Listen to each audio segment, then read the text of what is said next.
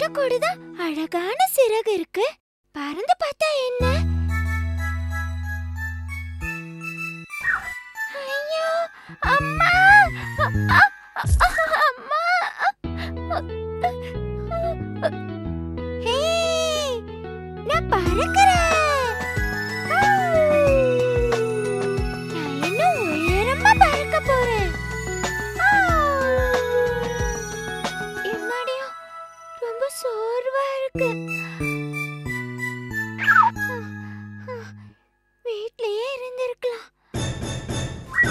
ஐயோ அம்மா, அம்மா காட்டு பூனை, காப்பாத்துங்க.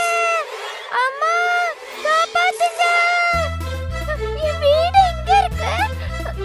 நான் இந்த வழியா வரலையே. காப்பாத்துங்க. அச்சச்சோ, ஒரு கிளி குஞ்சி. என்னாச்சு? அச்சச்சோ, உனக்கு என்னாச்சு? என்ன எதுவும் பண்ணிடாதீங்க, காப்பாத்துங்க. பயப்படாத சரியா? நாங்க உன்னை ஒண்ணும் பண்ண மாட்டோம். நான் பறக்கணும்னு ஆசைப்பட்ட பறந்தேன், ஆனா வழி மறந்து போச்சு. என்னை வீட்ல கொண்டு விட்டுறீங்களா? நீ பயப்படவே வேண்டாம். நாங்க உன்னை வீட்டுல கொண்டு போய் சேர்த்துருவோம். வீட்டுக்கு கூட்டிட்டு போறியா? அவ்வளவு தூரம் வரதுக்கு எங்களால முடியாது. நீங்க ஒண்ணும் வர தேவையில்ல, நான் மட்டும் போறேன். எங்களுக்கு நிறைய வேலை இருக்கு. பை. அப்போ இங்க வாங்க, ஒரு கிளி குஞ்சு வழி தவறி வந்திருக்கு. ஐயோ, எனக்கு பயமா இருக்கு. நீ பயப்பட வேண்டாம், அது நம்மளுடைய அப்புதான். பாவம், இது யாரோட கிளி குஞ்சோ? அப்போ இவளை கூட்டிட்டு போகிறதுக்கு யாருமே இல்ல. இவளை கொண்டு போய் வீட்டுல விட்டுடலாமா? உங்க வீடு எங்க இருக்கு? மரத்துல. எந்த மரத்துல? ஒரு பெரிய மரத்துல. என்ன, ஒரு பெரிய மரமா? பாவம், அதுக்கு ஒண்ணுமே தெரியல. குளத்துக்கு பக்கத்துல ஒரு பெரிய மரம் இருக்கு. ஆனா அவ்வளவு தூரம் வர்றதுக்கு என்னால முடியாதே. நீ பயப்படாம இரு, நான் உன் கூட உன் வீடு வரைக்கும் வரேன். சரியா? நாம போலாமா? வா. சரி.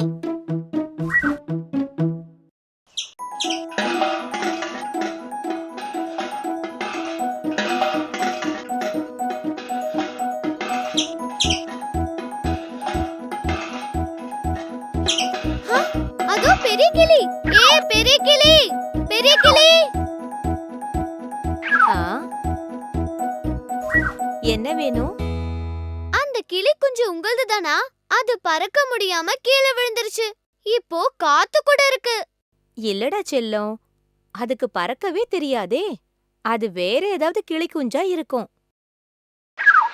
பின்ன யார்தான் அந்த கிளி குஞ்சு?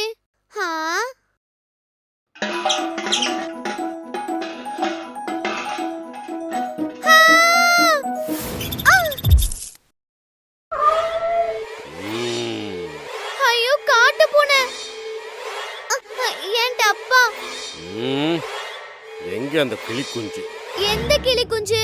நீ அந்த மஞ்ச கிளி கிட்ட பேசனத நான் கேட்டேன். சீக்கிரம் சொல்லு. அது காத்து கூட இருக்கு. ஓஹோ, அப்ப காத்து எங்க?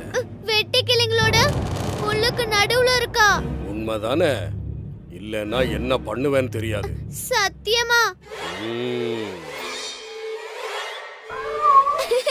இவன் காட்டு பூனை இல்ல, முட்டாள் பூனை.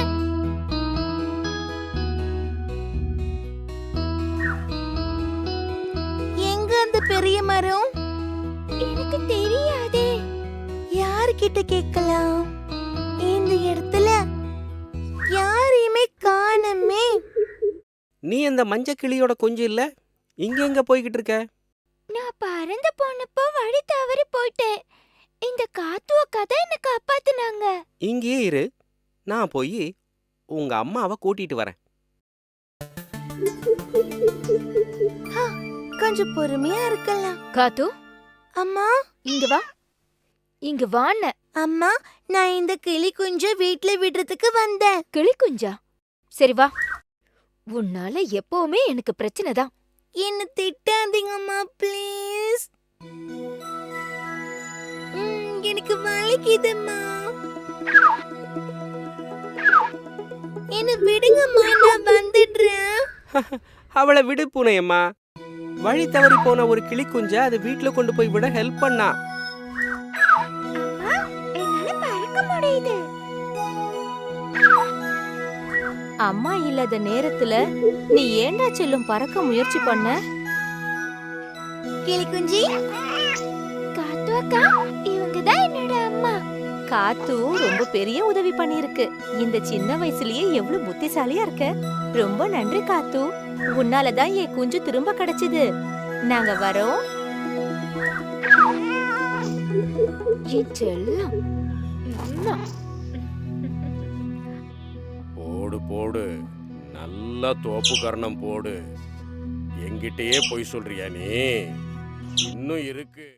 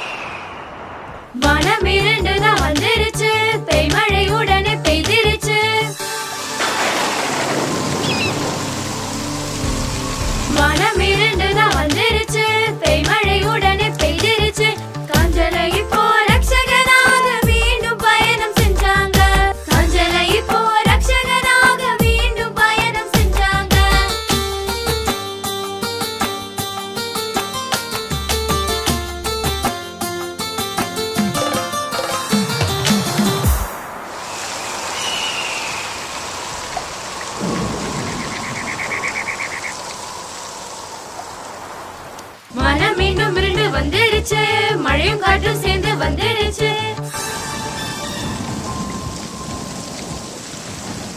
மனம் மீண்டும் மிரண்டு வந்துருச்சு, மழையும் காற்றும் சேர்ந்து வந்துருச்சு. காஞ்சல எங்கேயும் பறந்துருச்சு, மண்ணாங்கட்டியும் உருகிருச்சு. காஞ்சல எங்கேயும் பறந்துருச்சு, மண்ணாங்கட்டியும் உருகிருச்சு. காஞ்சல எங்கேயும் பறந்துருச்சு, மண்ணாங்கட்டியும் உருகிருச்சு.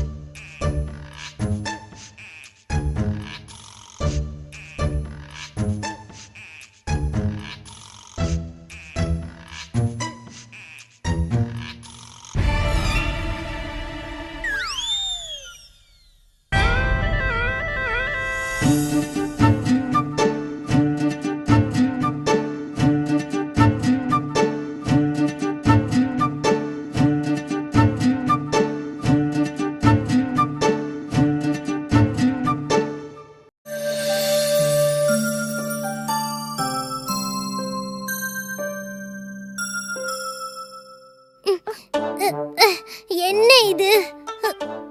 என்ன இது?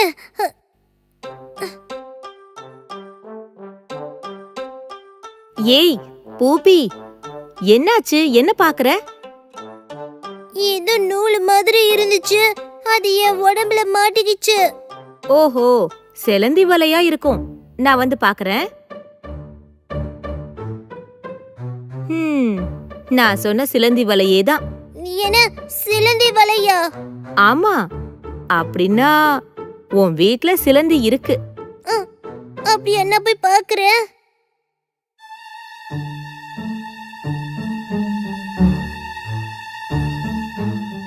இங்க யாரையும் காணுமே. ஐயோ அம்மா, ஐயா முதுகுல. ஐயோ. இதுதான் அந்த சிலந்தியா? நீ நீ யாரு? நீ எதுக்காக என் முதுகுல குதிச்ச? என்ன மன்னிச்சிரு நண்பா, கொஞ்சம் கால் தவறிடுச்சு, அதனாலதான் நான் உன் மேல விழுந்துட்டேன். நான் ஒரு சிலந்தி, ஆனா என்னை பார்த்து நீ பயப்பட வேண்டியதில்ல. உன்னை நான் எதுவுமே பண்ண மாட்டேன்.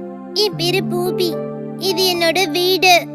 அப்ப நீதான் என்னோட வாசல்ல இந்த நூலையெல்லாம் கட்டி தொங்க போட்டியா? அது நூல் இல்ல, வலை பூபி. வலையா? ஆமா, அதுக்கு பேரு வலை. பட்டு மாதிரி இருக்கிற ஒரு நூலை வச்சுதான் நான் அதை உண்டு பண்றேன். இந்த வலையில சிக்கிற சின்ன பிராணிகள் தான் என்னுடைய உணவு. ஓஹோ, அப்படியா? தயவு செஞ்சு என்ன மன்னிச்சிடு நண்பா. உன் வலைய அறுத்துட்டு தான் நான் வெளிய போனேன். அச்சச்சோ, பரவாயில்ல, இருக்கட்டும். நீ தெரியாம தானே பண்ண. நான் புதுசா வலைய பண்ணிக்கிறேன். இனிமே வாசலுக்கு வெளிய பண்ணு, அப்ப என்னால வெளிய போகவும் முடியும். அதே நேரத்துல உனக்கு நிறைய பூச்சிகளும் கிடைக்கும். அதுவும் சரிதான். போபி, எனக்கு உன்னால ஒரு உதவி செய்ய முடியுமா? நிச்சயமா. என்ன பண்ணணும்? அது என்கிட்ட ஒரு பை நிறைய முட்டை இருக்கு.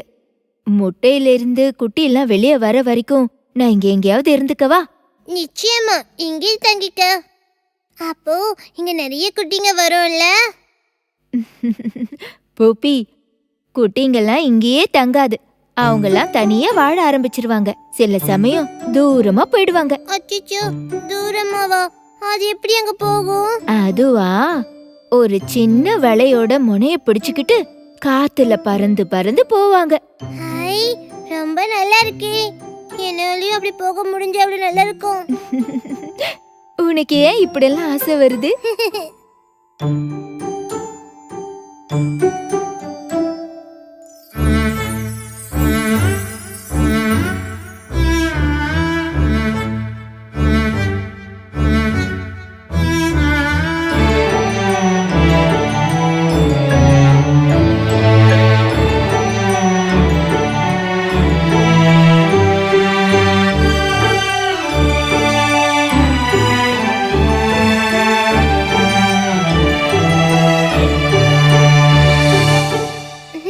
நண்பா, நீ உண்மையாவே திறமைசாலிதான். இந்த மாதிரி வலைய பின்னலனா நான் பட்டினி கிடக்க வேண்டியதுதான். சரி, நீ போய் பூச்சிகளை பிடி. நான் கொஞ்ச நேரம் தூங்க போறேன்.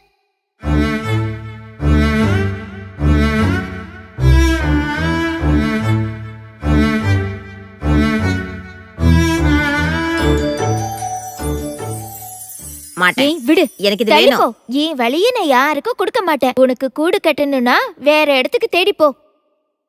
நான் போக மாட்டேன். இது எனக்கு பிடிச்சிருக்கு. குடு. தர மாட்டேன்னு சொல்றல. குடு. தள்ளி போ. எனக்கு இது வேணும். போறீங்களா? எதுக்கு இப்படி சண்டை போடுறீங்க?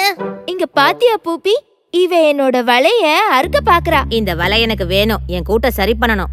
இல்லனா என் குஞ்சுகளுக்கு பிரச்சனை ஆயிடும். என் வலைய கொடுக்க மாட்டேன். அப்படி கொடுத்தேன்னா அதுக்கப்புறம் நான் எப்படி உயிர் வாழ்றது? நான் பட்டினி கிடந்து சாக வேண்டியதுதான். என்னோட குழந்தைங்க அதுக்கப்புறம் முட்டையில இருந்து வெளியே வர மாட்டாங்க. இத பாரு, இது உன்னோட புது வலைன்னு எனக்கு தெரியாது. பழைய வலைன்னு நினைச்சுதான் நான் கேட்டேன். இது ஒரு புது வலைதான். ஏன்னா சிலந்தி வலை பின்றத நான் பார்த்தேன். எதுக்காக இப்படி சண்டை போடுறீங்க? நாம இந்த பிரச்சனைய பேசி சரி பண்ணிடலாம். குழந்தைங்களுக்காகன்னு சொல்ற. சரி, இந்த வலைய எடுத்துக்கோ. என்கிட்ட பழைய சில வளைகளும் இருக்கு. அதை நான் அழகா மடிச்சு எடுத்து வச்சிருக்கேன். அதையும் வேணா தரேன். தெரியாம நான் இத கேட்டதுக்காக என்ன மன்னிச்சிடு. இந்த புது வலைய உன் குழந்தைகளுக்காக நீ வச்சுக்க. எனக்கு பழைய வலை போதும். நல்ல விஷயம்தான். இப்ப பிரச்சனை முடிஞ்சதுல. இந்த வலையை எடுத்துக்கோ. நன்றி. மறுபடியும் வரணும், சரியா? சரி, நிச்சயமா வரேன்.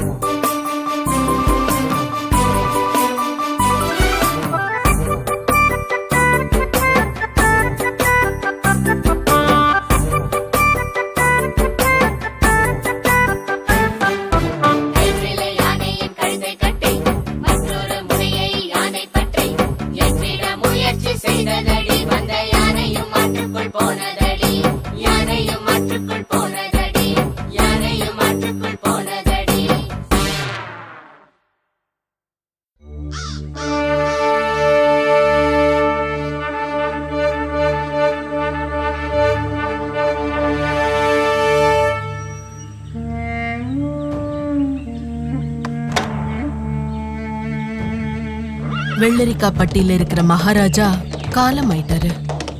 1 மாசம் வரைக்கும் ஜனங்க எல்லாம் ரொம்ப துக்கத்தோடவே இருந்தாங்க.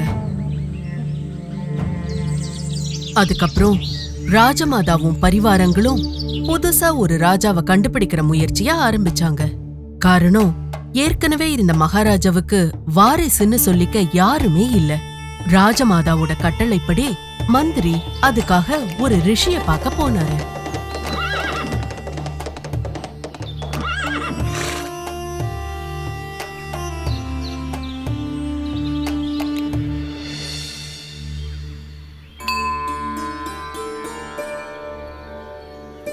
கொஞ்ச நேரம் தியானத்துல இருந்ததுக்கு அப்புறம் அந்த முனிவர் மந்திரிக்கு ஒரு வழிய சொல்லி கொடுத்தாரு. காற்றையும் நெருப்பையும் நீரையும் ஒரே மாதிரி கட்டுக்குள்ள கொண்டு வரவன் தான் வெள்ளரிக்காப்பட்டிக்கு ராஜாவாக சகல தகுதியும் கொண்டவன். அப்படி ஒரு ஆள் இந்த நாட்டிலேயே இருக்கான். அந்த ஆளை முடிஞ்ச அளவுக்கு சீக்கிரமா தேடி கண்டுபிடிங்க. மந்திரி அந்த விஷயத்த ராஜமாதா கிட்ட தெரியப்படுத்தினாரு. அந்த ரிஷி சொன்ன மாதிரி திறமையுள்ள ஆளை தேடி கண்டுபிடிக்க நாடு முழுக்க வலை வீசி தேட ராஜமாதா கட்டளையிட்டாங்க.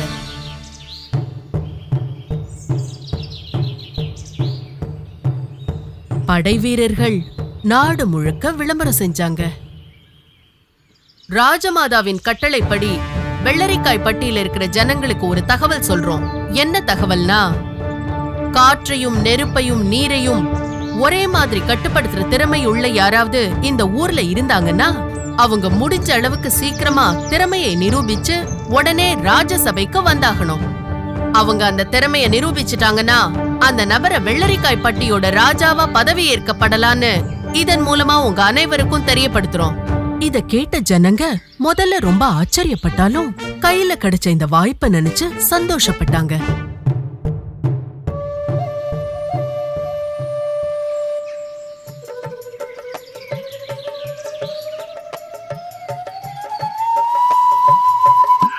அப்படி ராஜாவாகணும்னு ஆசைப்பட்ட பல பேரு காற்றையும் நெருப்பையும் நீரையும் கட்டுப்படுத்துறதுக்கு முயற்சி பண்ணாங்க.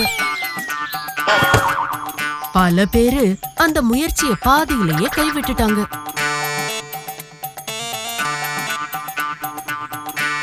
மீதி இருக்கிறவங்க கடைசி நிமிஷத்துல தப்பிச்சதே பெரிய விஷயம்னு தான் சொல்லணும்.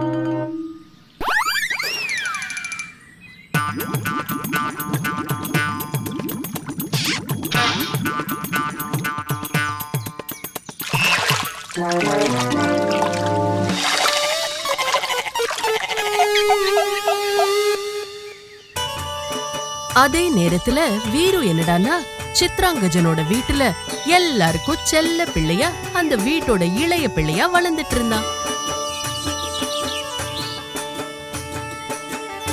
ஒரு நாள் குழந்தைங்க கண்ணாமூச்சி விளையாடிட்டு இருந்தாங்க. கலரை கலந்து வைக்கிறதுக்காக யூஸ் பண்ற ஒரு பெரிய பானைக்குள்ளதான் வீரு போய் பதுங்கி இருந்தா. அந்த நேரம் அது வழியா ஒரு திருடன் மெதுவா பதுங்கி வந்தா. திருட அந்த பெரிய பானைய பார்த்ததும் அவனுக்கே தெரியாம ஒரு ஆசை வந்துடுச்சு. அதுக்குள்ள வீரு இருக்காங்கிற விஷயம் தெரியாம அந்த பானையை தூக்கிட்டு எஸ்கேப் ஆயிட்டான். அடடா, என்ன இது? தட்டு முட்டுன்னு சத்தம் கேக்குது. ஒருவேளை பாம்பா இருக்குமோ?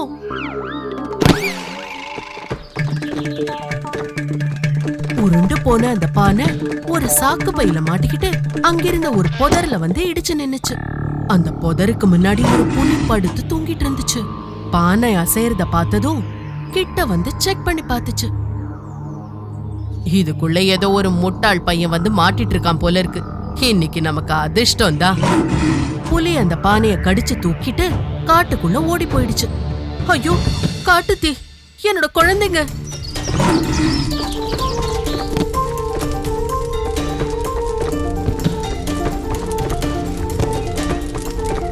நெருப்பு உருண்டையா உருண்டு போன அந்த பானை ஒரு அருவியில போய் விழுந்துச்சு. அருவியோட நீரோட்டத்துல மிதந்து போன அந்த பானை ஒரு நீர்வீழ்ச்சியில போய் விழுந்துச்சு.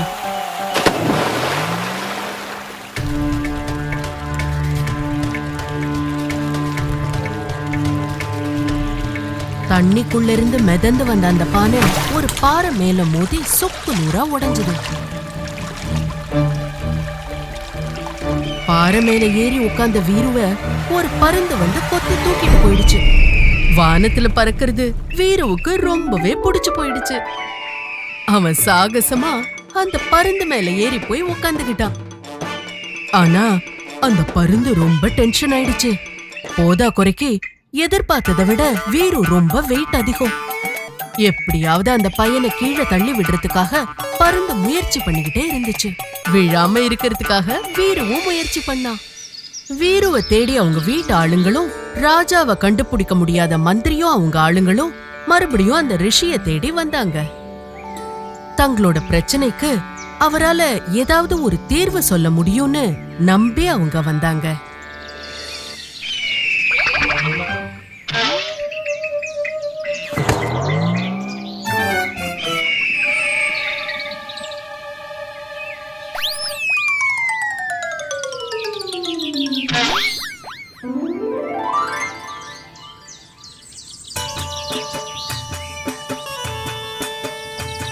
நடந்த எல்லா சம்பவத்தையுமே ஞான திருஷ்டியால தெரிஞ்சுக்கிட்ட ரிஷி வீருக்கு ராஜாவாக எல்லா தகுதியும் இருக்குன்னு தெரிஞ்சுக்கிட்டாரு.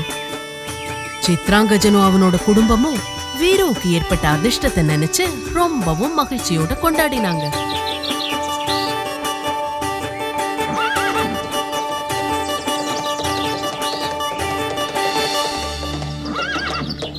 அப்படிதான் வீரு வெள்ளரிக்காப்பட்டியோட புது ராஜாவாக அரண்மனையை நோக்கி புறப்பட்டான்.